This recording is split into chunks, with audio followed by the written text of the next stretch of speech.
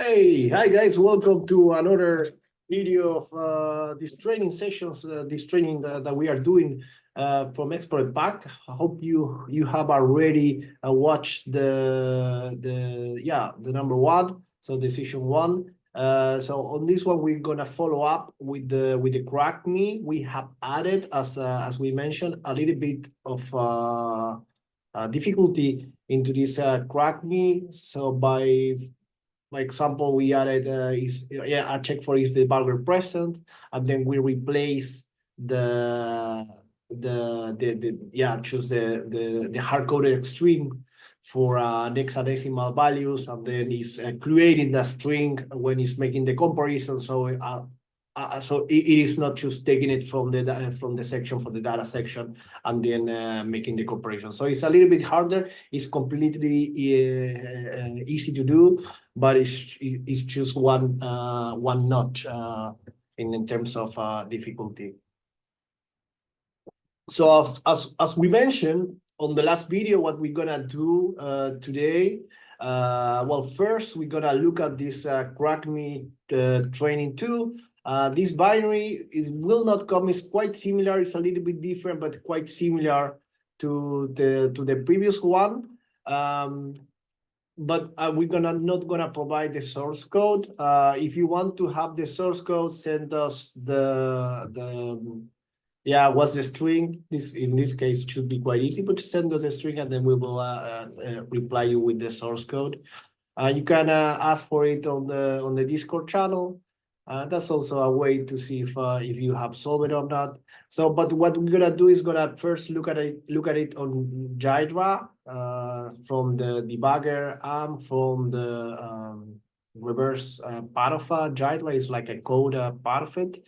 And then we also gonna look at it from IDA Pro. That's my favorite debugger / static analysis tool. So Jydra, you get it from the Jydra website, and then you will, in the case of if you are running it from Linux, it would be a bit different, but I will have it on Windows inside a VM on Ubuntu.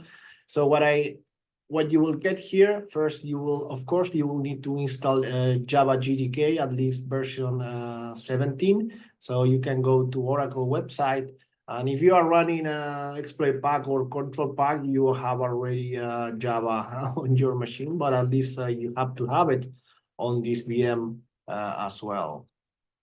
All right, so right after you do that, after you open Jydra, then you will be presented with this window saying there is no active project. So the first thing you need to do on Jydra after you open it, so this is a crackme. The password for the crackme is exploitpack.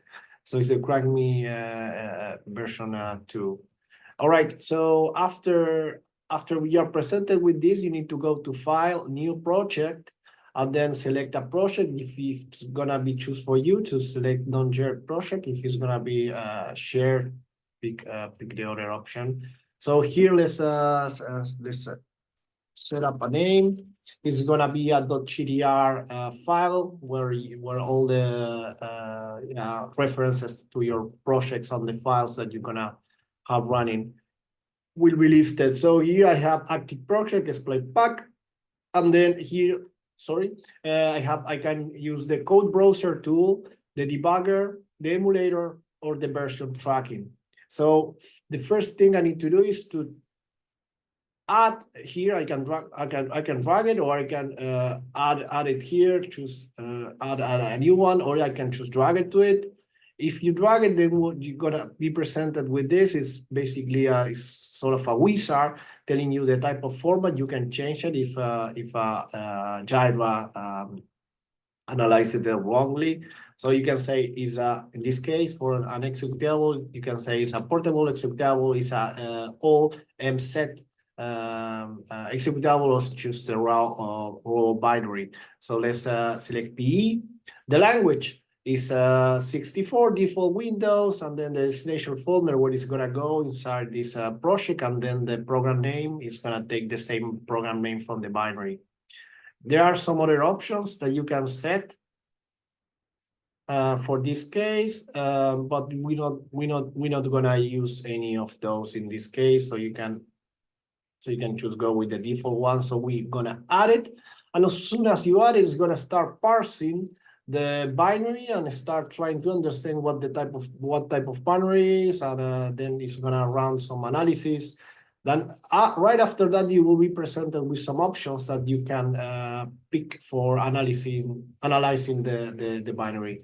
But after it run all of that, you will get this. So this is the import results summary, where it tells you a little bit more information of what it is. So you can click OK on that. So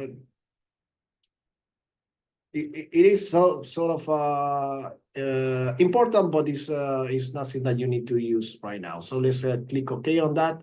And then first, let's start with the code browser. Then I'm going to show you the debugger. So first, with the code browser, they are quite similar, of course, but let's go with it. So we select from the tool chest the code browser, and now well, it didn't open it, so let's go to, oh, sorry. So we can go to open and then select from the projects that I have here, open, okay. And then it says, hey, this value hasn't been analyzed by the code browser yet. So you can say, yes, analyze, and then you can pick up the options that you wanted. We can go with the default ones, but if you wanted, you can choose and you can look at the options. There are some standards. You can set some configurations. But let's say choose those are fine. So here at the bottom right part of your screen, you will see the status bar with all the analysis functions that you were running. And then after it's done, it will disappear. Here, IDA, what you are presented to is first here the disassembly of what IDA considers the main function. Here, the entry point. Well, if was able to detect that, then it will present you with that. Then you will see the sections. Here you can click on those, and you can go to those and replace them. For example, let's go to the text section here, and then we are on the text section. So then in the symbols tree, you will see the imports, export functions, labels, classes, and namespace based on the analysis that you have done. So on the analysis where you are picking those analysis functions. Then in imports, you will see all the DLLs that this binary is using. These are dynamic DLLs. So is it calling kernel 32 here, BCA runtime? And if you click on those, this is an example, you will see the function that this binary is using. In this case, as I mentioned on the beginning, this binary is going to use a simple protection, choose one on this case, that is checking if the debugger is present. So if the debugger is present, it's just exit the execution. And as you can see, we are also calling terminate a process. And if you look at those, you can also follow the references for this. So if you go here, you can see where is it the first reference at least, or for the terminate process, you can look at the reference from where is it being called, or you can go into the DLL as well. All right, then we have exports. This is because we have only it's just a main function, it's a console program. So let's actually run it so you can see what I mean. So this is what it does.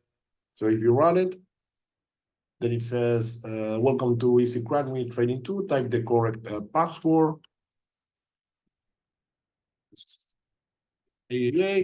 And if your password is incorrect, it will tell you your input password size is 7. It will gonna tell you the size, the length of the password that you have used. And then if the password is correct, it's gonna tell you good job. Otherwise, it will present you with this. It will show you this message saying, sorry, the password is incorrect. And again, it will ask you in a loop, it will ask you for the correct password again. All right, so that's what it does. And that's part of the main function. And who's calling the main function? First, you have an entry point that is not the main function. It's not the main that you are used to see. So it's the entry point of the binary. So that if you follow the entry point, then at some point you will end up on the main function. But that's why this is called fun, and then the address offset. So in this case, it's using fun for function, of course, and then the address offset of where is it going to go into this entry point. And because there is no name for it, if you follow it, then you can continue with it. And actually, if you start following this, you will end up into the main function. You can double click, and then you can start following the references. All right. So then next is the functions. So here for the functions, of the functions, of course, that your binary is using, you see that we are calling exit at some point here. Then we have capture previous context. Then, of course, the entry point that is part of the functions, but again, it's also the only export. And then we have the functions with awesome offsets. And then these are functions that Jira couldn't identify. So maybe some of them are custom, but maybe some of them Jira choose failed to identify, and then is added as a trail the memory offset of where that function is. So it doesn't mean that this is something from the code itself, but it might be something from a DLL. But if Jira is not able to identify it, it's going to provide you with the memory offset of it. All right. So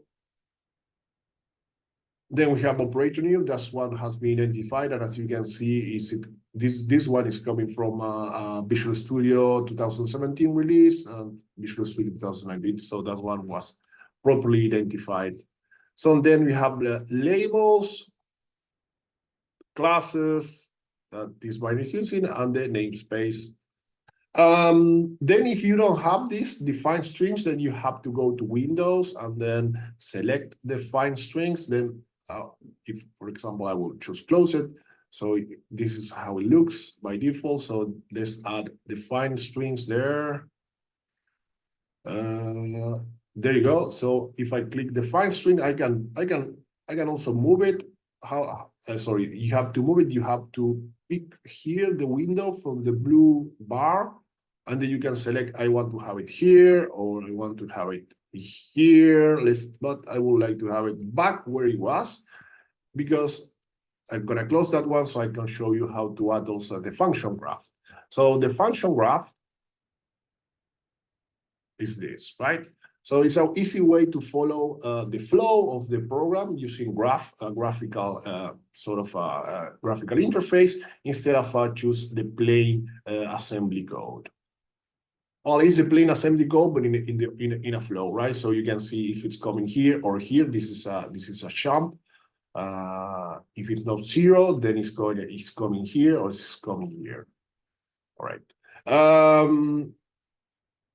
Then here in the graph, for example, if you want to go here or here, you can set the colors as well. But let's do something here, because by default, the only windows that you will see are the listing here, not the function graph, and the compiled code. So if you open the define string, this is a way of doing some reversing. You can go into here. Welcome to Easy Crack Me. That's if you remember correctly. When that's one of the messages that it opens when you open the Crack Me. So welcome to Easy Crack Me Training 2. Then we can go to it. So click on it, and as soon as you click it, then it's gonna sync these windows. So if you see, I click on good job, and then it's changing. So if I click on welcome, then it's gonna sync these windows. So now it's synced with this message. But here I would like to go into the text section. So I need to follow the only reference that this has. So I'm gonna click on it. and then it's gonna take me to the test section, you see, and then it's gonna take me to where is adding the string. So as you can see, it's using load specific address, those LIA, and then it's moving the value that is coming from. Let's go back to it. The value from here, yeah, from the data section into RDX. That is a general purpose register. All right, but again, if you want to see this instead of here, so remember how we did it. So we double click from this define strings window, then we follow the reference. So double click on the reference. We ended up into the text section. And then here, if we click on function graph, then we can see where we are on the flow of the program. This is the whole flow of the program. And here on this small window, we can drag it. Yeah, and then we can follow up. So it's showing us on a yellow, on yellow where we are. So where are we clicking? So if we go into good job or here.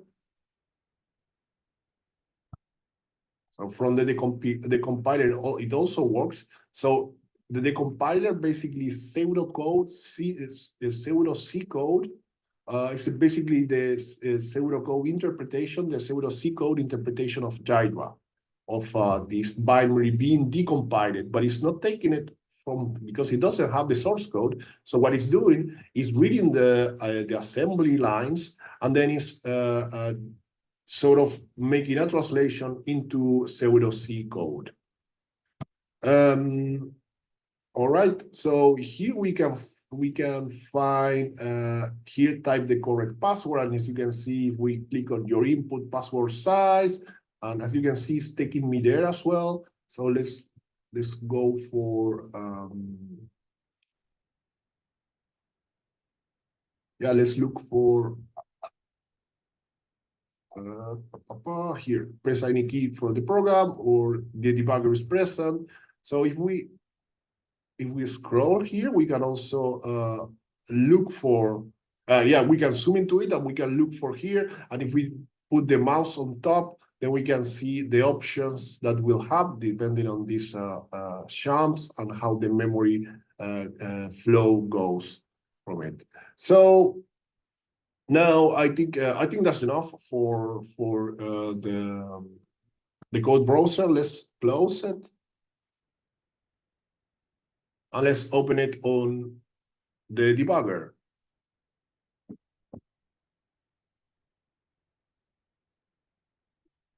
All right.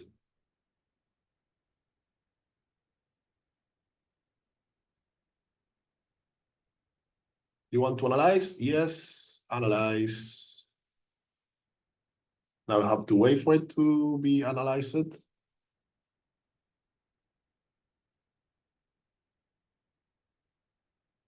All right, then after that, after it's analyzed, then we can go again to define strings, but you can see that the interface is a bit different. Well, we do still have every other tool from the code browser tool. But there are some things that are added, and they are part of the debugger, of course. But how Jira works, they have the debuggers here. On the debuggers, you can, well, of course, you can use Frida. You can use GDB, that's the Geno debugger. You can use LLDB, typically used for debugging Mac remotely. Then you have the debugging engine and debugging model. And the cool thing about it is that you can use the JAT DB. That's basically will connect into a third-party process, yeah, using the Microsoft debug model. And basically, it's gonna protect you when you run something. When you run something, instead of running here on Jira itself, it's gonna run on a third party. I don't know why did I say third party? It's gonna run into a different process. It's gonna do, but third parties again, I think it's also applied because it's from Microsoft. But in any case, so it's gonna run into a different process. Why?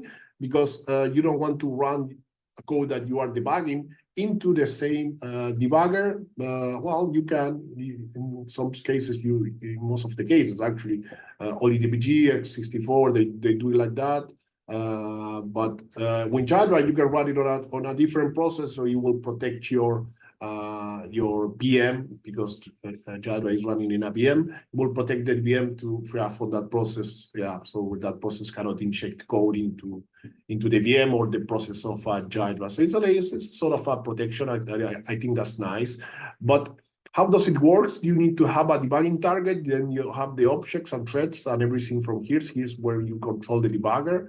Then, well, the debugging console, on the console itself, and then you will have here a list of the modules. And then, of course, you will still have the compilation entry, the disassembly view, and the defined strings. That's something that we open. So let's try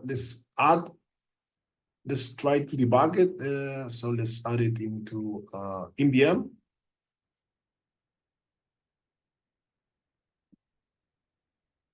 So I'm gonna run it.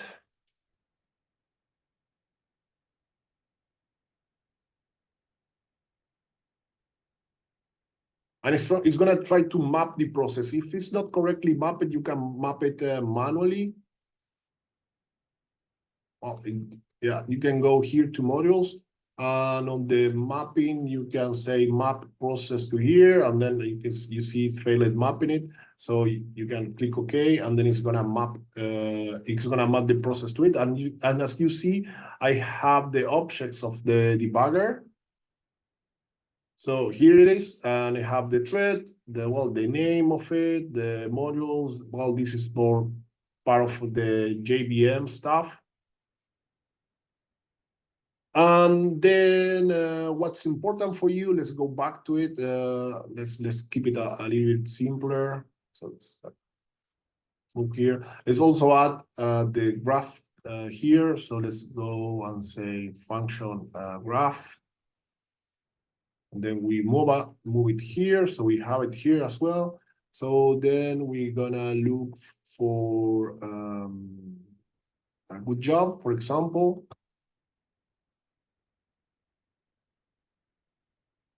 And then from here, we need to follow the reference. All right. And then here's where we are. Let's go. So here we have the good job. This is where we wanted to go. And the other one is, sorry, the password is incorrect. You see here. So this is what it's doing. And if we want, what we can do, well, we can move it, of course. So you can see you can end up on, sorry, the password is incorrect from two places. So from here, we're making some sort of a comparison, but also you can end up here from all the way from the top. I believe this is when it's checking for the size. Yep. So let's go back to it. We can also drag it here. And something cool to do is, yeah, so if we wanted to go to here, this is the error, sorry, the password is incorrect. So what we can do is we can set a color. And let's say we don't want to end that there, so it's gonna be red. And then for the password correct window, we can set it up in green or something like that, right? So this one. So let's say green. Yeah.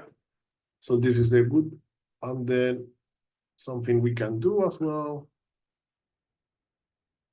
We can edit the name of it. You can say good serial. And this can be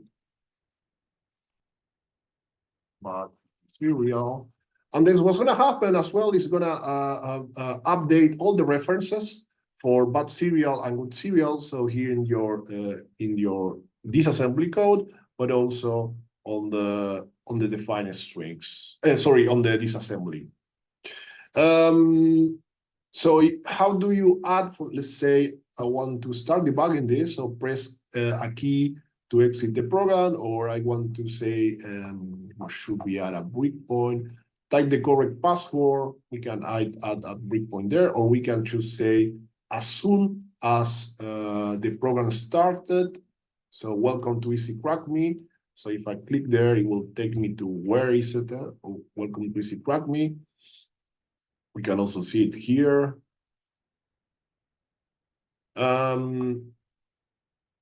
So if we want to add a breakpoint here, so we can, here's welcome to Easy Crack Me. Here's we're moving the value to RTX and then making the call to show this up on the screen. So here's preparing the function and then just calling it. So we can set a breakpoint by pressing the K, or we can see here, we can set the breakpoint here, right click and then toggle breakpoint on pressing the K, or we can select the type of breakpoint that we want. So typically, this breakpoint, well, will be the software type execute, or we can do hardware type execute, or read, write, read, or both, read, write. And there are also ways of setting conditional breakpoints. So if you want to, if you want to do something cooler than that, but let's say this is a breakpoint, then you will see it here. And then here on the right side of the screen, if you look for the breakpoints windows, then you see that here's one of your breakpoints. Yeah, here. So, and where is it going? The type of breakpoint, if it's enabled or is disabled, well, you choose set it up. So it's enabled, I choose disable it. You can enable and disable it here. By clicking here, you can have, of course, you can have more than one breakpoint. So let's add one breakpoint. Sorry, the password is incorrect. Let's add a breakpoint there. So I click it on the defined strings. Then I'm gonna follow the reference. It took me here, and I'm gonna set another breakpoint there. Pressing the K, and then set it up breakpoint, and then breakpoint is there, and then I have 2 breakpoints. All right, so that should be it. Then we can start debugging this program on Jira. So click on play F5, and then you can start debugging it on Jira. So now let's exit, and then let me show you a little sort of the same with IDA. And as you can see, I just have it open on IDA Pro. And as you can see, do you remember when I just show you on Jira when it finished the analysis of all the functions, and it was function memory object, function memory object. Well, look at how Hydra behaved. Hydra just got almost everything right. You see, it's not only taking it from there, but it's also reading from symbols, from MSDN, and so on. So it's looking at my source code, it's looking at the P file, and looking at the symbols, and then making a cross match, and then identifying the function. If there is something that hasn't been properly identified, then of course it's gonna be a memory object there as well. But I think it took almost everything right. So if we go into the main function, here is the same. So you can also see the strings. And with IDA, you also have debuggers. You can have to select the debugger. And because I'm on Windows, I'm going to say local window debuggers. You can also debug it on a different machine. You also have GDB, SNU, and Bocht, for example. But typically, if you want to debug it on Windows, you set this up with local Windows debugger, or remote if it's or for example from Linux to Windows.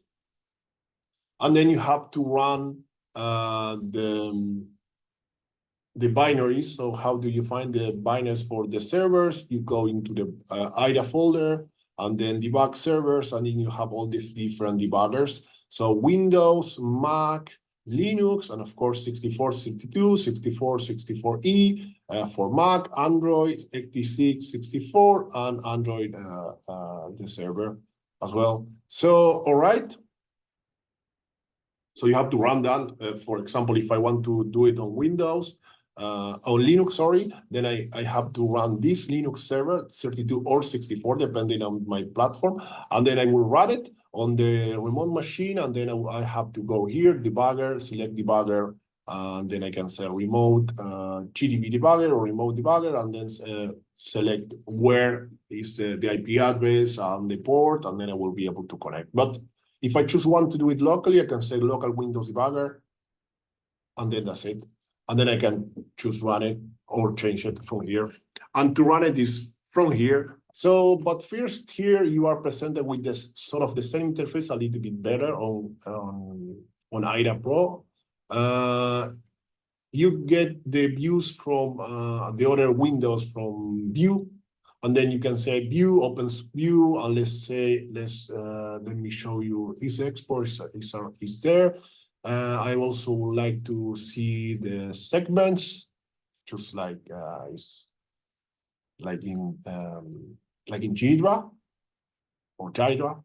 Then here I can see the text section, data section, or data, and then if I double click, just like in Jira, I can go into the section.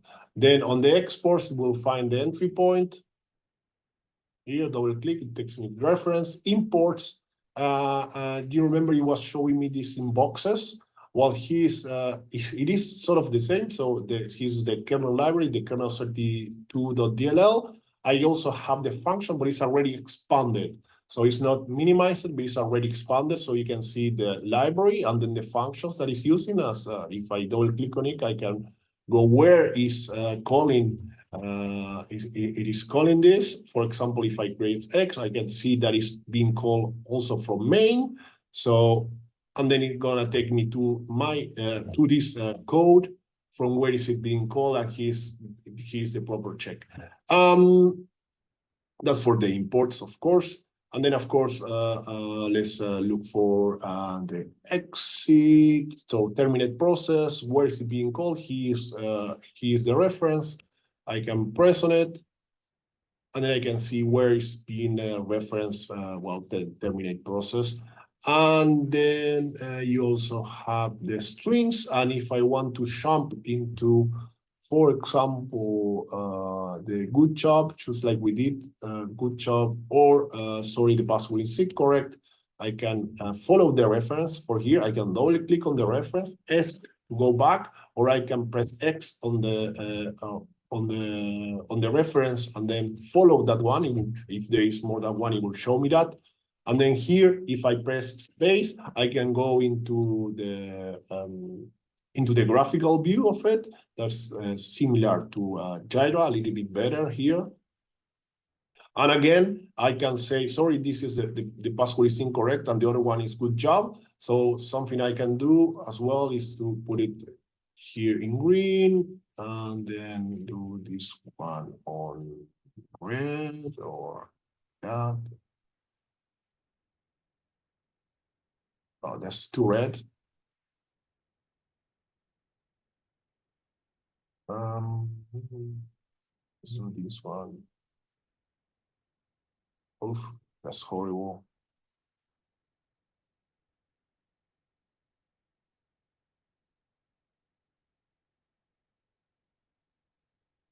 I think we can change it. Sorry guys, let's pick something else then. Or you can add a custom color, but we're not gonna do that now. Let's put something that we can read. I don't know what to pick here. Oh, it's horrible. You know something that we can do as well? We can go to options, generals, auto comments, line prefixers there, but then we're gonna also go to colors and then change it to dark or darkula. Now it doesn't look as, or maybe choose dark.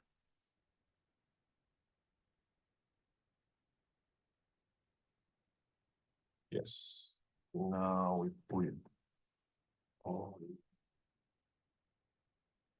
It's red. Yes, that's better. All right. And well, that works. But let's go back. I'm colorblind, so for me it's not as easy to read it. So let's just put it back on white like that. And then we can also change the name of it. So let's say this is bot serial. And this is good serial.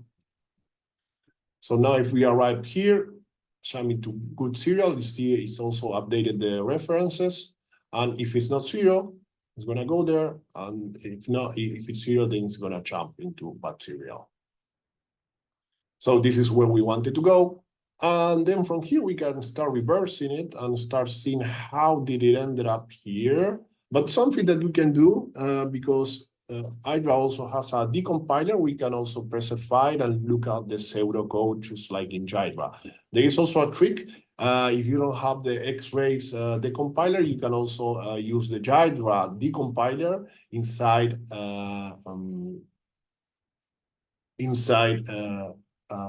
Hydra. China decompiler Hydra. Oh, and I think, yeah, here it is. So this is something that you can use, and I used it in the past.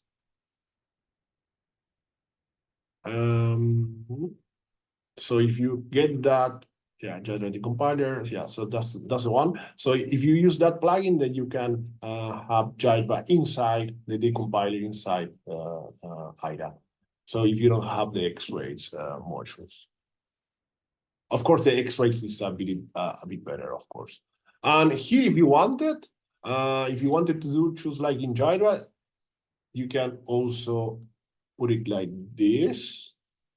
And then if I want this, because if you see, if I say, hey, I want to go to type the correct password or good job, and it's not going. So what you need to do is to click on this one and then say synchronize with pseudocode. And now, as soon as I click, press a key to exit the program or good job, it's gonna take me there into the graphical interface. So if I scroll as well, so let's start looking at this. So the program should start. Let's say, welcome to Easy Crack Me training. Type the correct password, and then it's gonna check your input password size, and then it's gonna check for that. It's gonna do something here, and then it's gonna do some memory copy for the values, doing some checks.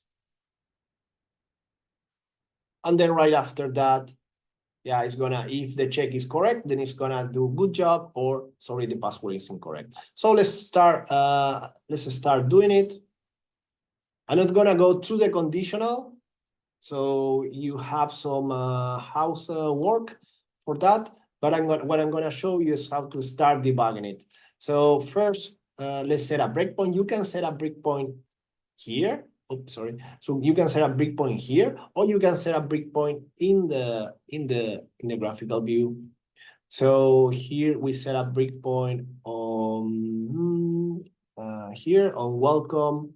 So if you that's something really cool, because if I click on welcome to Easy Crack Me training, it's gonna show me the whole thing. So here's the whole part of it. It's not only showing me welcome to Easy Crack Me training. That's basically the DIA, CLO, the specific address. So this val is where it contains, if I follow the reference, this val, the variable, it contains welcome to Easy Crack Me training. Going back. So as you can see, all the variables, they are in the air data section, as you can see. And if you go to strings, you'll see that it takes you to the same place. So let's say val, and then this is welcome to Easy Crack Me. If we follow the reference, you see I ended up on the same place. So let's go back. from the code, from the graphical view. If I double click on the reference for val, so double click on it, it will take me there. So something you can do if you want, start reversing this, you can rename it with N, and then you can say welcome message. So it's not called val, but it's called welcome message. And if you look at here, it changed the welcome message everywhere. So now if I go to string, and if we go double click on this string from our data section, you see that it also changed it here. So follow the reference, and it takes me back there. So here's what it's doing, is just constructing this, and then it's calling this function, so basic output string. So it's doing count, so it's sort of a printf, and then it's calling that with this value that it has been properly set, previously set, and then it's just displaying it on the screen. So if we put a breakpoint here, you will see how this first move it, doing the sort, then move the value from here to set up the buffer, and then moving this into RDX, and then just calling this. So basically where count is, so where it is, and then just calling it. And then after the call, so after this, or choose when this is being called, is gonna be shown on the screen. So we can go step by step. So how do we do that? Okay. Play it. And as you can see, we ended up here. And it's showing me the pseudocode, or I can choose step by step here. I can also press space and go into the graphical view, and the execution is stop. I'm gonna close the pseudocode. So the execution is stop here. Yeah. So I can continue one. I press F8, and then it took me here to the next one. Now this is nothing, and now it moved to RCP. Now we have the message with the welcome message that is gonna be moved into RDX. You see, this is not done yet, so RDX doesn't contain anything. And here, RDX, this is the value of RDX. If we double click on it, or something that we can do, we can jump into it, or we can modify it, or we can dump it. But let's press F8. So the value of welcome to Easy Crack Me, basically the reference, is gonna be sent to RDX. So here you see that now RDX contains this. Welcome to Easy Crack Me. Basically, this is not on the register, but this is the location of it. This is what it's moving, right? So if we do jump, you see that we are jumping into this. That's the memory location. It's not the message itself. It's not the string. The strings are not going into the register. What is going into the register? Oh, sorry, presses too much on the keyboard. So what is going into the register, into RDS, is the reference, the memory reference. So this is what is going into it. So let's go back. And now you see here still hasn't popped nothing. So press F8.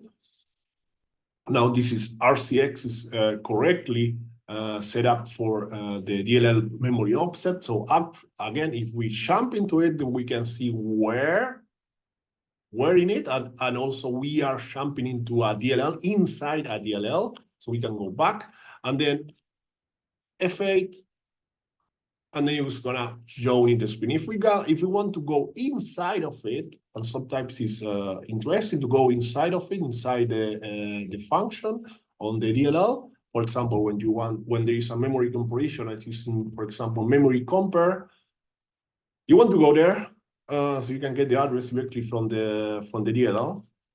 The address, the memory that is saying there, because you know how the standards work from MSDN, for example. So if you want to go inside that call function, then you have to press F7. And then we ended up inside. Well, we are inside of it on the pseudocode. So it's showing us the disassembly or the symbols that it got. It's not the disassembly, it's actually the code, because it got it from MSDN. But we can also see it on assembly here. We can continue, and here we are inside that DLL, right?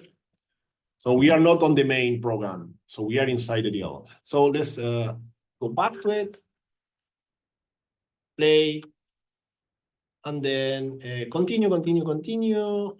We continue, and then at some point, you see what's happening here. We are continuing with this because basically nothing is happening on the program.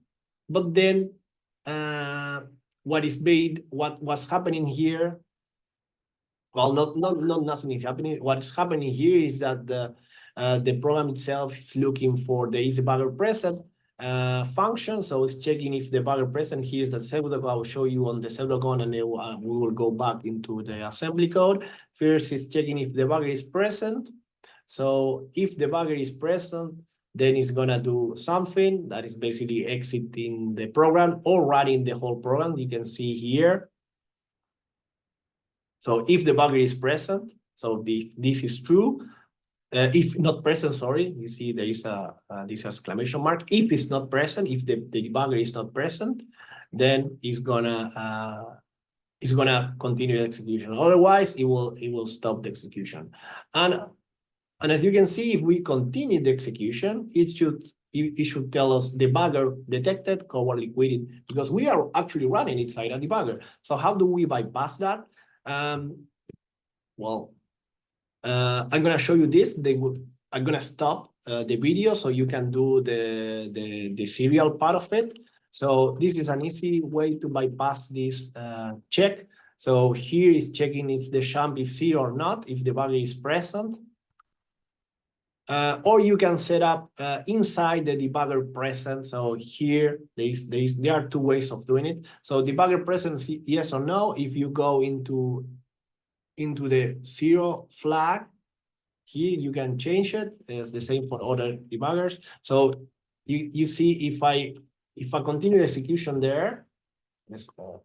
Let's put a breakpoint here and remove this breakpoint. So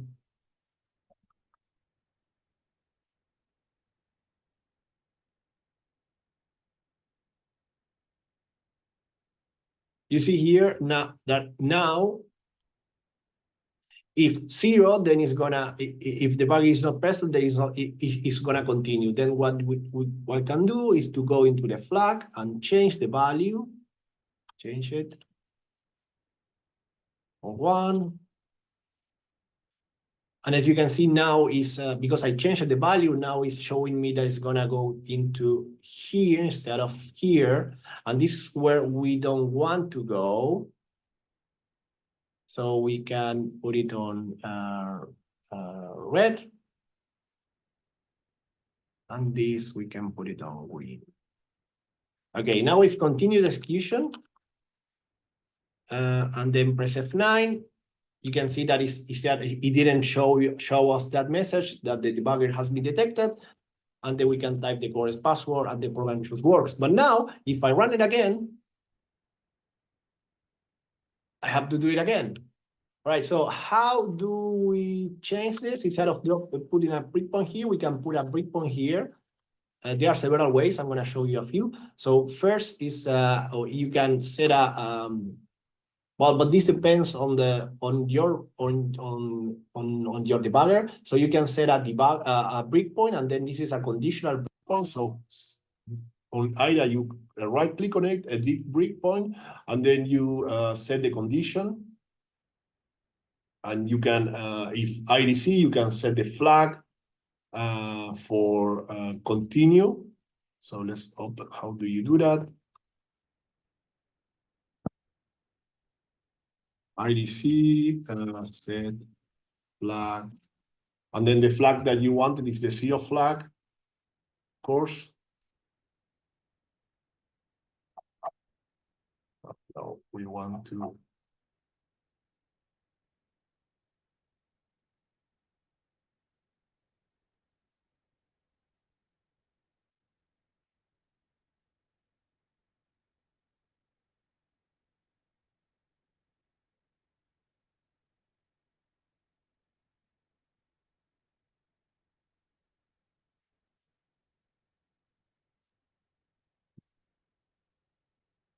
This is it. So set rect value, if you or you can do it in IDA Python as well, so you don't have to do it in IDC. So here you can select IDC or Python, and then here you can set set the rect value. So it's the string name, number value. So this it should be something like this.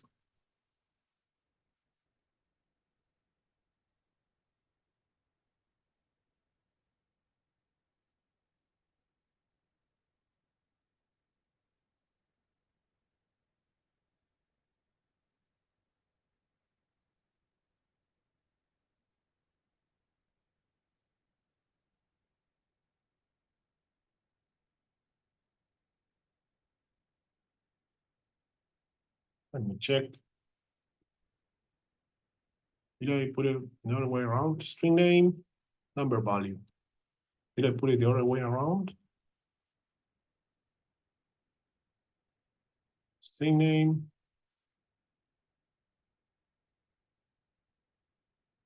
Yes.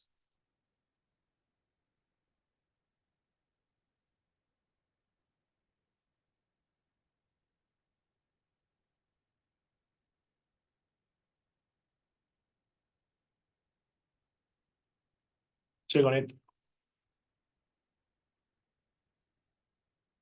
Yes. But now you are reaching that breakpoint, right? So you see now it's doing it automatically.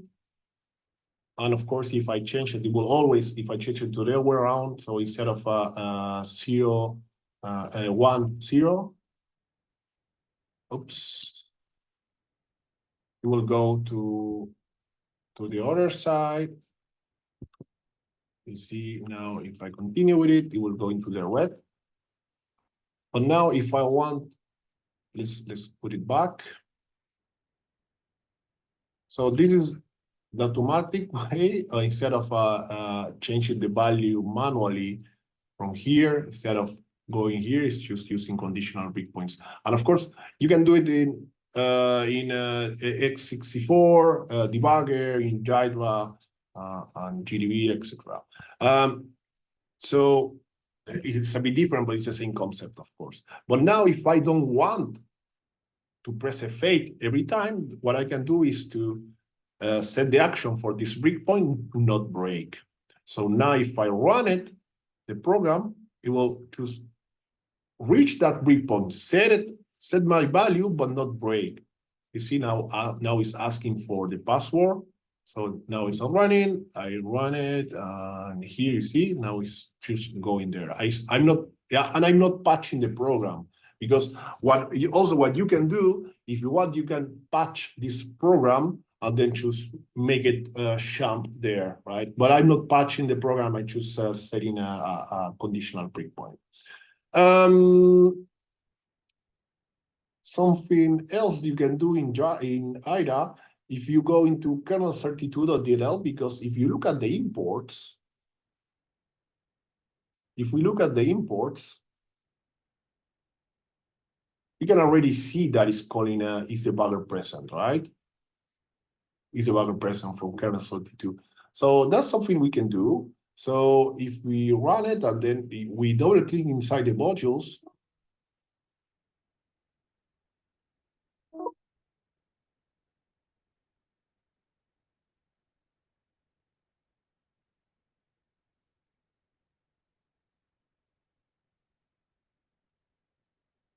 it's not going there, or we can choose go here.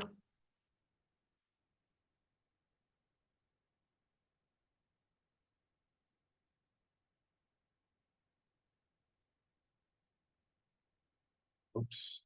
And then we can choose set here a breakpoint and kernel32 inside. So I set a breakpoint on the first start of this function of the main. And then went to modules because it wasn't being loaded yet. It wasn't being called, that's why. So then if I double click on kernel32, Then here I can look for is debugger present. So that's why I removed this breakpoint. So it's not hitting that one, the conditional one. Yeah, again. So here I can set a breakpoint directly inside kernel32.dll is debugger present. So now, if I go there, well, I can already remove this breakpoint because I only have one breakpoint that is for. Let me show you the breakpoint that I have. Oh, sorry, breakpoint list is only the one inside is debugger present. All right, now it's going. Downloading the symbols for kernel32.dll. Inside here, I reached my breakpoint, and now if I continue, the shop is gonna take me into is debugger present. So, and he is returning with it. And then now I can verify if it's going into is debugger present or not. And if I wanted, I can modify the value of it, but not in the program, but inside is debugger present directly. Or I can also change the value of it. So here I can change the value. And when it's returning, I can choose, say, because now I get the value back on EAX. And then from it is checking EAX, you see? So that's something I can change inside. All right. And if you change it, basically you will do the same. And it's also, again, a conditional breakpoint. So you are patching the code on the fly. Last trick, when you reach here, if you choose want to go manually, you can press G and then jump to this address. So here I have no breakpoint. Now it should reach. So actually, let's remove the breakpoint inside is debugger present and choose put a breakpoint here. Stop the execution, continue execution, and then we ended up here. And now if I continue, it will come here, right? So Control F2, stop it, F9, run it. And then instead of setting a breakpoint or anything, I could directly gonna jump with G, with G, I'm then gonna jump or right click and then jump. Oh, sorry, no. Not like that. Wrong one. Let's stop it. Yes. So we can choose jump into here. Oh, sorry, set the IP. And now the instruction, the instruction value is here. It has been moved from here. So now if you look at my binary, it will choose continue from here. If I press F9 and continue execution, I bypass the check for is debugger present. And there are other ways again. So there are other ways of checking for is debugger present or bypassing it. So I should show you a few, the most simple ones. So I think those should be enough. So next video, I will show you the solution for the check on the serial. And if you found it, please drop it. You have to say it on the message here in the video and join us on Discord. I wish you success. It shouldn't be that hard. It should take you only a few minutes to solve this crack me. If you have questions, let me know, and I hope you like this video. Thanks, guys. Bye.